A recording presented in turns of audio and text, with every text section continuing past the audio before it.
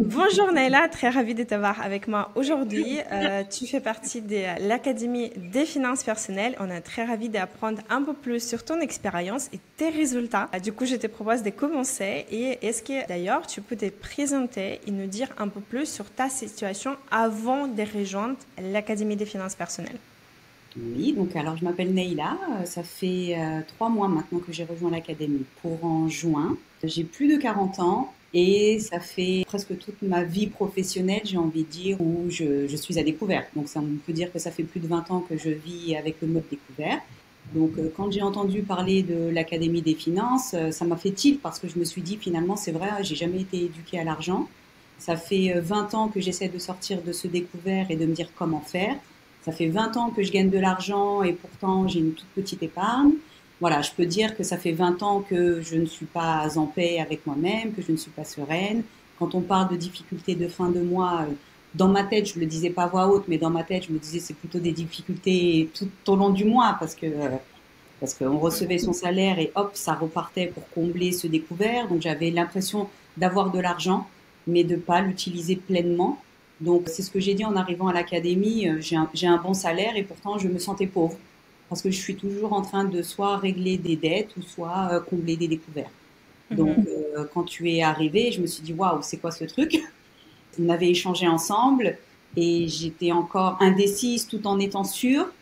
Et puis, j'ai eu cette petite augmentation au travail, tu te souviens, et là, je me suis dit, non, cette augmentation, elle doit me servir pour en faire quelque chose de concret. Donc, Mhm. voilà, j'ai poussé la porte de l'académie. Aujourd'hui, je me demande où est-ce que tu étais. Pourquoi tu n'as pas fait ça avant, c'est ça? Exactement. On a souvent ça comme retour de dire si j'aurais su, si j'aurais dû ça avant. Mais avant d'avoir poussé les portes de l'académie, tu hésitais, j'imagine. Tu t'es posé des questions. Est-ce que tu peux nous dire un peu plus sur tes peurs, tes hésitations? La première chose qui a tilté quand même, parce que tu avais fait une conférence, tu parlais beaucoup d'état d'esprit. Déjà, ça, c'est quelque chose qui m'a beaucoup plu. Et après, je me suis dit, pourquoi une académie comme Katia, avec, je vais pas dire un coup de baguette magique, mais comment ça fait 20 ans que j'ai pas réussi à faire quelque chose, c'est quoi cette histoire d'état d'esprit, c'est quoi, qu'est-ce qu'elle peut m'apprendre? J'avais déjà mes petits fichiers de suivi, je mettais un petit peu d'épargne, je me disais mais est-ce que c'est vraiment, je vais pas dire miracle, mais voilà, on va dire que l'hésitation principale c'était autour de, vous parlez beaucoup de mindset, et je me dis c'est pas des psys derrière, et voilà, c'était mon appréhension. Et qu'est-ce qui, au final, t'a convaincu de franchir les pas? Ou pourquoi est-ce qu'au final, tu as dépassé cette peur de dire, allez, ça y est, je fonce, je vais essayer? Pour moi, je le voyais comme la solution ultime. En fait, j'ai jamais eu autour de moi de personnes ou de support pour m'aider finalement à raisonner sur mes finances. Tu le dis, on n'est pas éduqué. Dans tous les cas, la plupart d'entre nous ne sommes pas éduqués. En même temps, Katia, comme on dit, il y a tellement de choix finalement sur les réseaux, sur Internet, dans le monde, il y a tellement de choix. Et ce qui prime, je pense que c'est la personnalité. Donc déjà, le fait d'avoir échangé avec toi, je t'avais trouvé très accessible, je vais dire très humble, sans grandes paroles, sans grandes promesses. Tu étais resté très simple quand tu m'as raconté ce qu'était l'académie. Et je me suis dit, il n'y a pas eu de grands mots, il n'y a pas eu de phrases phénoménales. Je pense que c'est ce qui m'a mis en confiance, la Très bien. justesse des mots en fait. Mhm. Ok. Donc aujourd'hui, tu as mi-parcours, tu as même pas terminé encore tout ce qu'on a préparé pour toi. Est-ce que tu regrettes ta décision? Non, pas du tout. Je pourrais même dire, je pourrais m'arrêter aujourd'hui, que ça y est, la roue est lancée, même si je sais que c'est faux, hein, qu'il faut aller, voilà, que j'ai encore beaucoup de choses à apprendre. Mais un telle transformation qui a eu lieu en 2 mois, je vais dire. Bah oui, là, je peux dire que mon mindset, au bout de 2 mois, mon mindset avait viré, on va dire, de bord. Mhm. Donc Tu ça, peux nous donner des exemples, en dire plus en fait. Tu comprenais pas avant comment on peut changer les mindsets ou qu'est-ce qu'on peut faire concrètement avec les mindsets. Là, les premières choses que tu cites, c'est notamment les mindsets. Qu'est-ce qui a changé? le fait d'être en mode, comme on parle de mode automatique, être en mode automatique, je suis à découvert. Voilà. Donc pour moi, c'était une façon de vivre. C'était une façon de vivre. Ce qui est intéressant quand on commence l'académie, finalement, c'est que vous commencez tout de suite par attaquer nos croyances. Et je pense aujourd'hui, avec le recul, que c'est excellent parce que finalement, on pose tout à plat. On commence à travailler sur ces croyances et il faut les laisser faire, en fait. Moi, je me suis rendu compte qu'il faut vous laisser faire, notamment en commençant à suivre la formation avec les modules. Donc nos croyances sont là, on les a repérées. Et hop, on peut attaquer les modules, on peut attaquer le coaching parce qu'on sait déjà qu'est-ce qu'on doit attaquer. Donc, le point principal, je dirais, aujourd'hui, vous avez employé beaucoup le mot sérénité, soyez sereine. Aujourd'hui, je suis toujours à découvert et je vais l'être, je le sais, à cause de mes erreurs, encore pendant au moins 4 mois. Mais j'ai plus du tout la même angoisse, j'ai plus du tout le même stress, je ne rumine plus du tout. Pour moi, c'est un grand changement.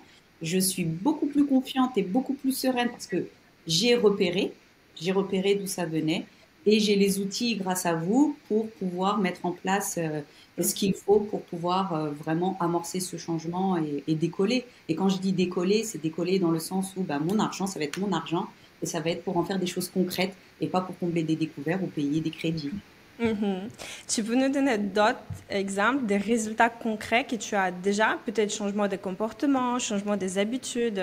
Tu sens quand même que tu as changé.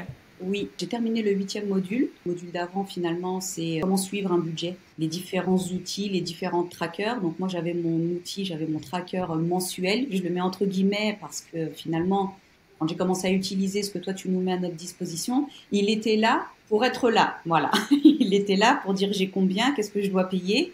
Et après, hop, sans savoir vraiment comment m'en servir. Et donc, je fais mon tracker journalier. J'ai mis en place les enveloppes Sumeria. Et ça, pour moi, ça a été radical. Parce que sur mon compte, il y a les dépenses obligatoires. Hein. Et sur Sumeria, c'est mes dépenses de vie, ce que j'appelle mes dépenses de vie. Donc ça m'a beaucoup aidé. Et surtout, le premier exercice que tu m'avais donné, Katia, c'était dès que tu fais une dépense, note-la et demande-toi pourquoi tu as fait cette dépense et qu'est-ce que ça te procure. Et en fait, le fait de faire cet exercice, je me suis dit, tu dépenses tout le temps, tous les jours. Tu as toujours quelque chose à acheter. C'est complètement inutile. Et avant, je dépensais tous les jours. Dès que je sortais du boulot, je passais quelque part chez un commerçant ou quoi pour acheter quelque chose. Aujourd'hui, si je regarde mon tracker, je fais mes courses une fois tous les 10 jours. Et voilà, je vais m'acheter une baguette une fois tous les 4 jours. Aujourd'hui, je ne dépense plus du tout au quotidien. Et c'est un très, très, très, très grand changement. C'était l'argent facile, en fait. Avant, j'avais, hop, là, on sort son argent, on sort sa carte. Et puis, c'était, voilà, sans se poser de questions. De toute façon, j'ai pas d'argent. De toute façon, je terminerai à découvert. Aujourd'hui, non. Non, non, non, chaque geste compte, chaque dépense compte. Et surtout, c'est le tracker annuel. Moi, le tracker annuel, je l'ai fait pendant mes vacances d'été. J'ai dû passer 2 nuits, mais parce qu'en fait, comme je dis, en fait, à partir du moment où on commence à faire ces choses-là, pour moi, c'est comme un jeu. Je le mets entre guillemets, parce qu'en fait, je me suis éclatée à faire mon tracker annuel. Et c'est ce qui m'a donné la confiance, la vraie confiance où je me suis sentie bien. C'est en faisant mon tracker annuel parce que là, je me suis dit, ah oui, il me reste beaucoup d'argent à la fin du mois. Parce que je suis partie. Il doit me rester beaucoup d'argent. Il doit. Et ensuite, le reste, c'est mon comportement. J'imagine que c'était ça les déclics. Tout à fait. Et donc, le fait de le voir poser ce budget annuel et de provisionner, comme tu nous l'as appris. Donc, je mets mes épargnes et je sais ce qui va m'attendre. Et là, je me suis dit, ouais, tu peux vivre une superbe année 2026 et toutes les années à suivre, tu peux le vivre superbement tout en épargnant. Aujourd'hui, j'épargne à 10% et tout en épargnant à 20% en 2026. C'est phénoménal, en fait. C'est quand je vois ces fichiers Excel, je me dis, non, j'ai de l'argent, il faut maintenant juste savoir quoi en faire, comment le budgétiser. Donc, j'ai appris à budgétiser grâce à l'académie, ce que je ne faisais pas, mais sur le long terme. Donc, c'est les changements principaux. C'est pas top. Merci beaucoup pour le partage. Et là, c'est que mi-parcours. C'est incroyable quand même. Oui. Qu'est-ce qui t'a le plus marqué dans l'académie? Est-ce que ce sont des coachings de groupe? Est-ce que ce sont les exercices individuels? Est-ce que c'est les programmes de formation? Est-ce qu'il y a un élément qui était le plus utile ou en tout cas le plus révélateur pour toi? Les coachings.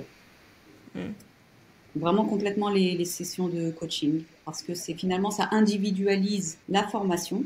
Mais vraiment, quand je dis individualiser, c'est avec vous, les coachs, et ça nous individualise nous, parce qu'on est en groupe, et pourtant, on se sent partie prenante du coaching. De toute façon, vous vous adressez à nous à un moment de la séance, et très souvent, de toute façon, ce qui s'applique à l'une va s'appliquer pour l'ensemble du groupe.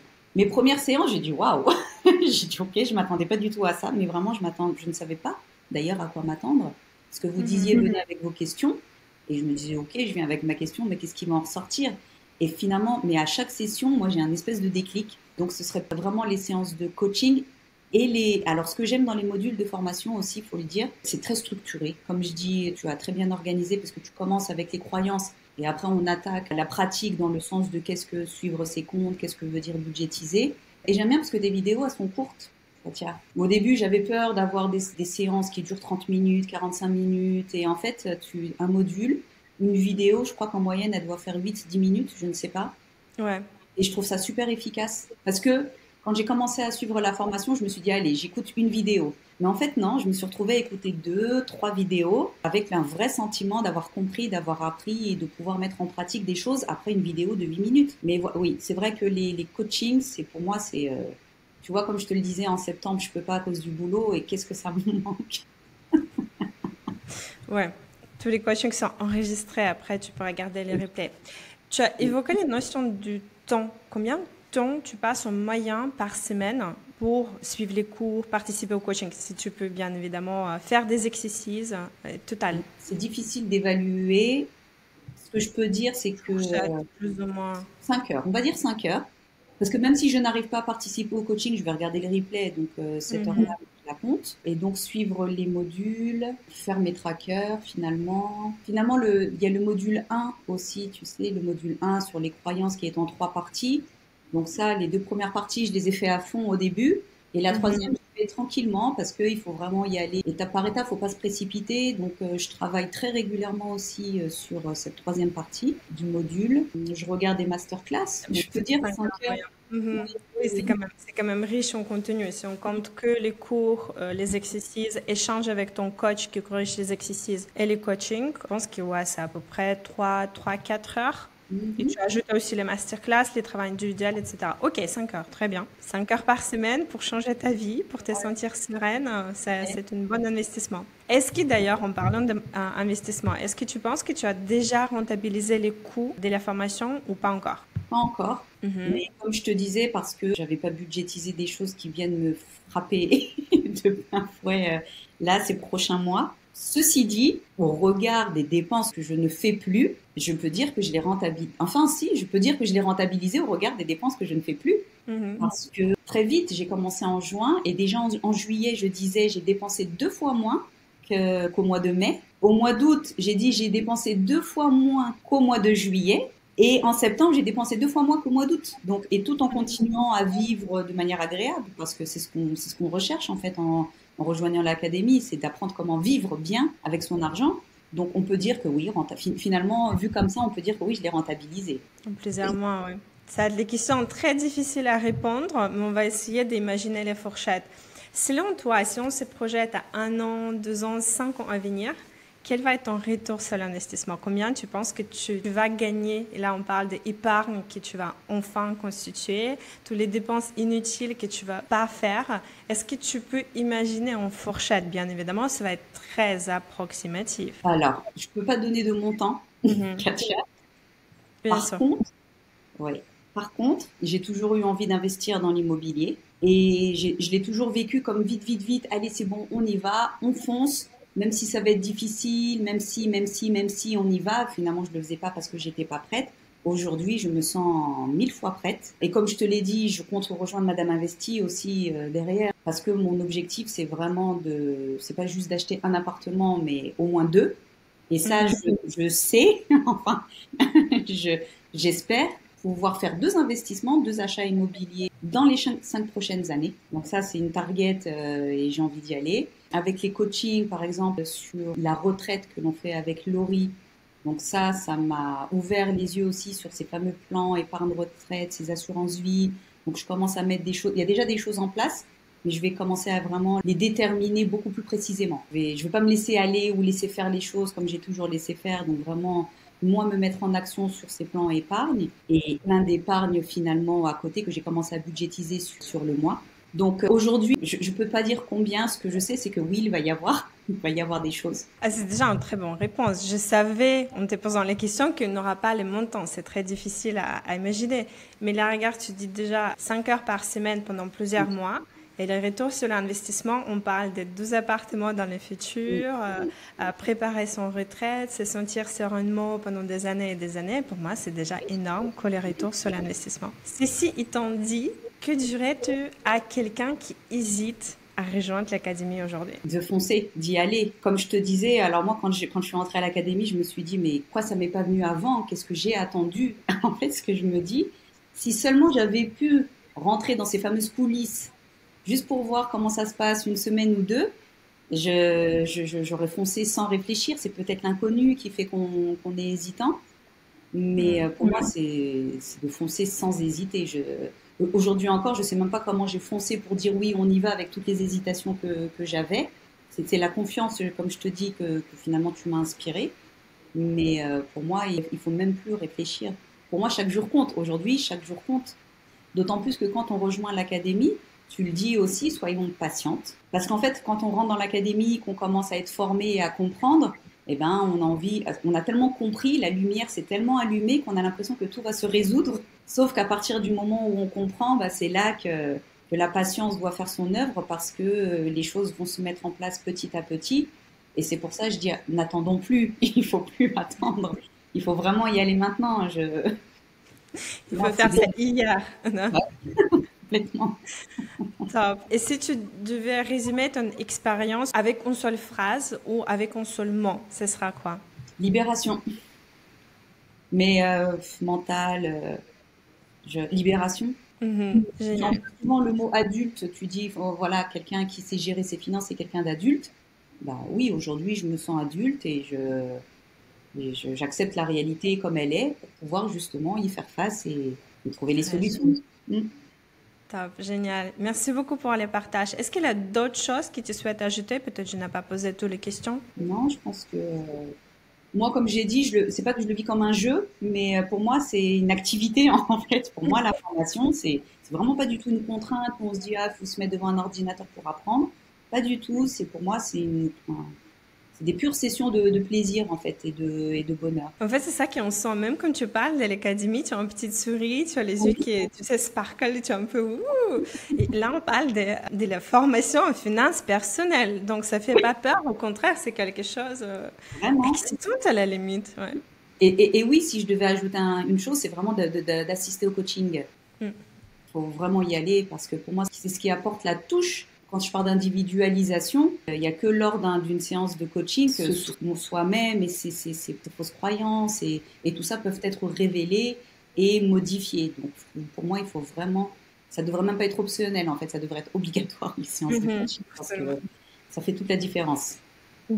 Top. Merci Neila, merci beaucoup pour les partages. C'était un plaisir d'échanger avec toi aujourd'hui. Je pense que sur ça, on va terminer et je te souhaite une excellente journée. Merci Katia, toi aussi.